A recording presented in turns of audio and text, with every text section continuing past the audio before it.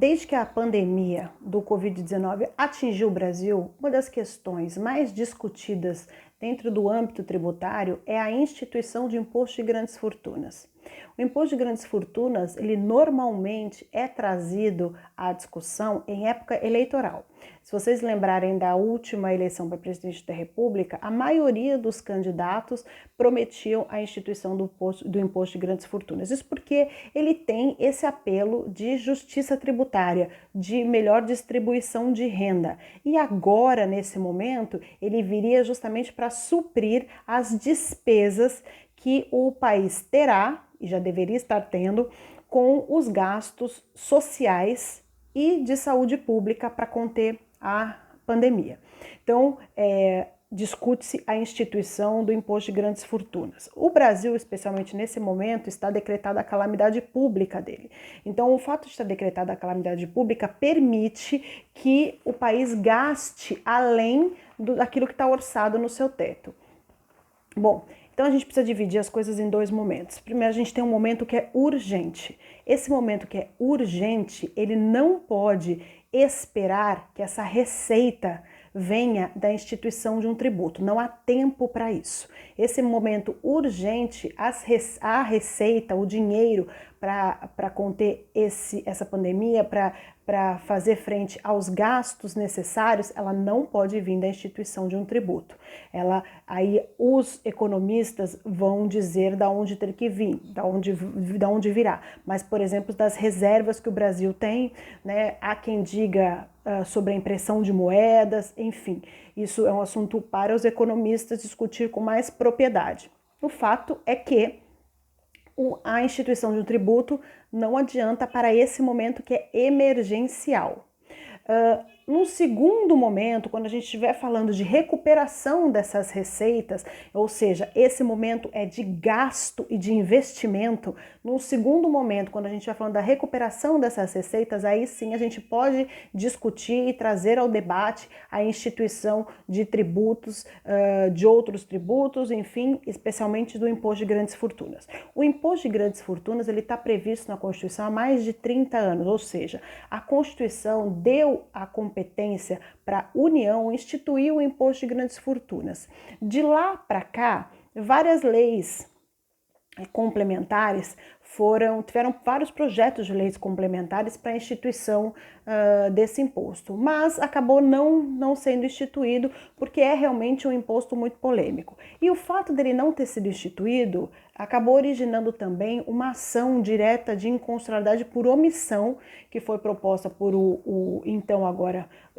pelo governador atual do Maranhão, Flávio Dino, que propôs, alegando que como a Constituição Federal deu a competência para a União instituir e a lei complementar nunca instituiu, então haveria uma inconstitucionalidade por omissão. Essa ação acabou não sendo julgada porque o STF entendeu que ele não tinha legitimidade para propô-la. O fato é que, qual que é o debate ali?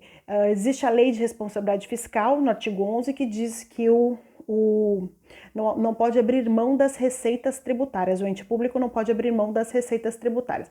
Em contrapartida, o artigo 145 da Constituição diz que a União, Estado, Distrito Federal e municípios poderão instituir tributos. E aí a gente teria uma disputa entre a Constituição Federal e uma lei, e aí prevalece o que está na Constituição Federal. Mas é uma discussão que não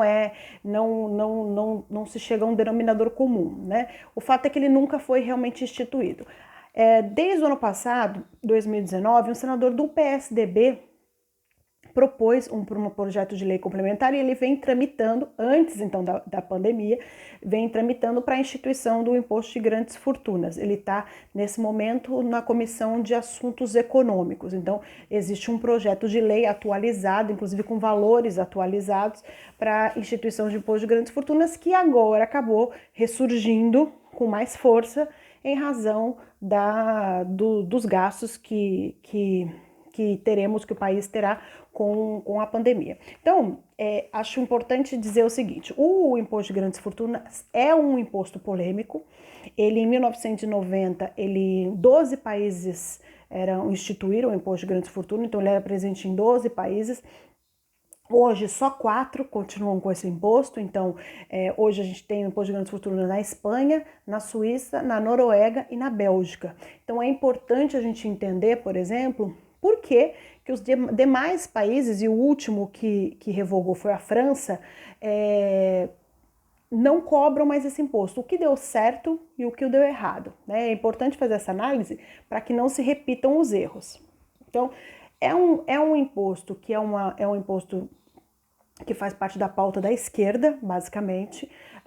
Países e pessoas, líderes que têm essa característica mais liberal, são contra o imposto de grandes fortunas e a esquerda adota a bandeira de imposto de grandes fortunas já há bastante tempo. Mas agora, neste momento, a gente está vendo pessoas tanto da direita quanto da esquerda, liberais ou sociais-democrata, defendendo o imposto de grandes fortunas por conta da emergência. Há quem defenda, inclusive, que o imposto de grandes fortunas tem que ser emergencial, ou seja, só para esse momento da pandemia. Então, essa é outra questão. Que mais que a gente tem aqui que é interessante de falar? Quais são, hoje o imposto, o projeto de lei que tá tramitando, qual que seria esse valor, né? O que é considerado realmente grandes fortunas. Então, para vocês saberem o que está no projeto de lei, que qualquer um pode ter acesso no site do Senado Federal. Então, é patrimônio líquido que exceda 12 mil vezes o limite da isenção de pessoa física do imposto de renda. Então, eu fiz as contas aqui só para vocês saberem, 2.380, mais ou menos, é o limite de isenção de imposto de renda pessoa física. Vezes 12 mil, daria um patrimônio, para você pagar imposto de grandes fortunas, você precisa ter um patrimônio a partir de 28.560.000 reais. E vai ter uma progressividade em relação a isso. Então, quem tiver patrimônio de 28.560 até 47.600 vai pagar uma alíquota de 0,5%. Então, se você, só fiz uma conta para vocês terem uma ideia, se você tem um patrimônio de 47.600.000 vezes 0,5%, você vai ter um imposto anual de 238 mil. Uma segunda faixa seria de 47.601 a 165.200 milhões. Aí teria uma alíquota de 0,75%, o que, se você tiver um patrimônio de 165 milhões e 200, você teria um imposto anual de 1.239. E a última faixa, que é acima desse valor, que seria de 1%. Na base de cálculo, se exclui os impostos que são sobre o patrimônio. Então, não inclui o ITBI, ITCMD, IPTU, IPVA e também o imóvel que for residencial, desde que ele não corresponda a mais que 20% do patrimônio. Então, não é qualquer um que paga imposto de grandes fortunas, certo? Ele é restrito realmente a quem tem esse patrimônio bem acima da média até mundial, certo? Eu acho importante ele ser discutido, mas ele faz parte daquilo que a gente discute maior, né? Daquele âmbito maior, que é o sistema tributário. O sistema tributário brasileiro, a gente sabe que é um sistema que não atinge a justiça tributária, ele é um sistema que privilegia o acúmulo o acúmulo na mão de poucas pessoas, né?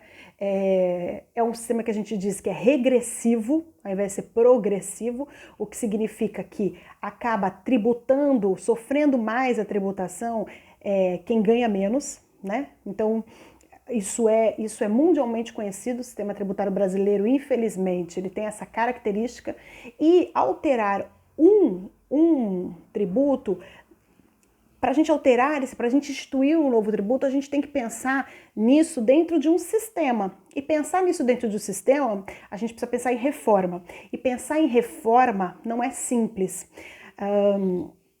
Talvez nos últimos tempos, o ministro Paulo Guedes tenha vendido essa coisa de reforma como algo simples, como algo fácil, e na verdade não é, porque tudo que é estrutural precisa ser muito bem discutido. Vão ter sempre lados querendo dizer né, dizer dos seus problemas, e eles precisam ser ouvidos.